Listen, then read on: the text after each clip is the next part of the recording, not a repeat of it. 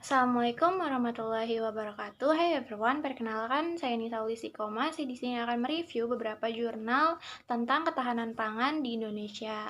Nah, jurnal pertama yang saya baca yaitu berjudul Diskursus Kedaulatan Pangan pada Partai Politik di Indonesia, karya Mehrudin tahun 2022, yang membahas peran parpol dalam mendukung kedaulatan pangan di Indonesia, terutama di tengah meningkatnya kerawanan pangan akibat pandemi COVID-19.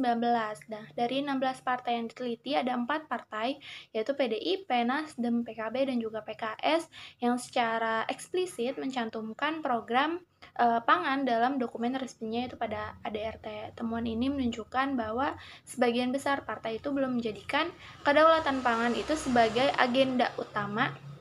Meskipun ada kesadaran politik mengenai pentingnya isu ini, langkah konkret dalam implementasinya itu masih kurang. Nah, beberapa partai telah mengusulkan program untuk mendukung ketahanan pangan, tetapi hambatan pada politik dan juga birokrasi itu masih menjadi kendala. Nah, jurnal kedua yang saya baca berjudul Politik Hukum Bidang Pangan dan Implementasinya, karya Amin dan kawan-kawan tahun 2021, itu menyoroti kebijakan pangan di Indonesia yang diatur dalam UU nomor 18 tahun 2012 tentang pangan. Nah, undang-undang ini menekankan pentingnya ketersediaan, kecukupan, keamanan, dan kemandirian pangan. Namun, beberapa pasal itu dinilai perlu direvisi agar lebih efektif, terutama yang berkaitan dengan impor pangan dalam kondisi kekurangan.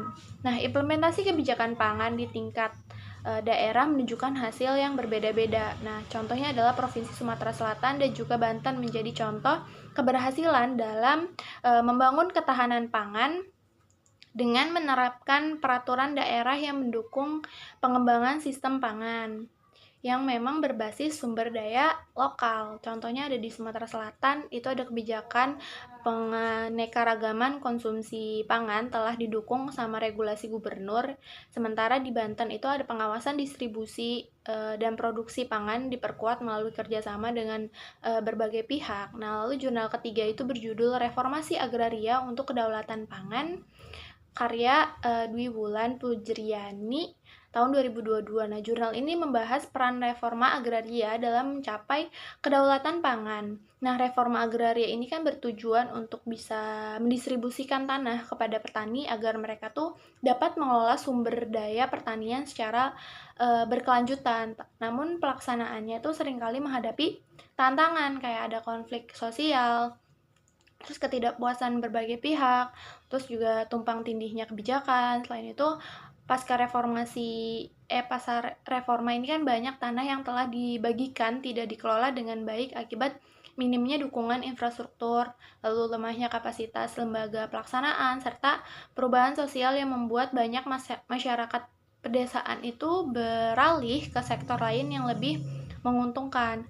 Nah, akibat reforma agraria seringkali tidak berkelanjutan dan gagal meningkatkan ketahanan pangan secara optimal.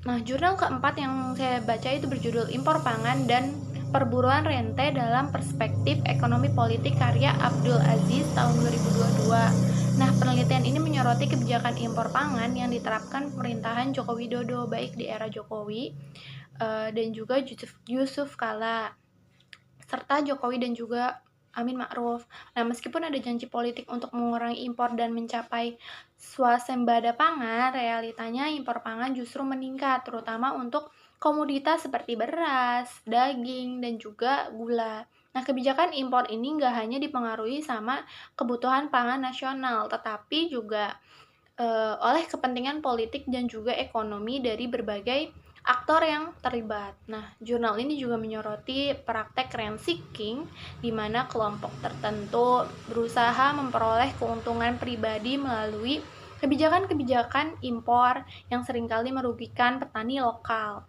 Selain itu, kebijakan impor pangan ini diambil tanpa mempertimbangkan data yang akurat tentang produksi dan kebutuhan pangan nasional, sehingga seringkali tidak tepat sasaran dan menimbulkan polemik di kalangan petani serta DPR. Nah, jurnal terakhir yang berjudul Diversifikasi Usaha Tani dalam Meningkatkan Pendapatan Petani, karya Hidayat tahun 2023, Itu dalam menghadapi tantangan globalisasi dan perubahan iklim, diversifikasi usaha tani ini menjadi strategi penting untuk bisa meningkatkan pendapatan petani dan memperkuat, ketahanan pangan lokal.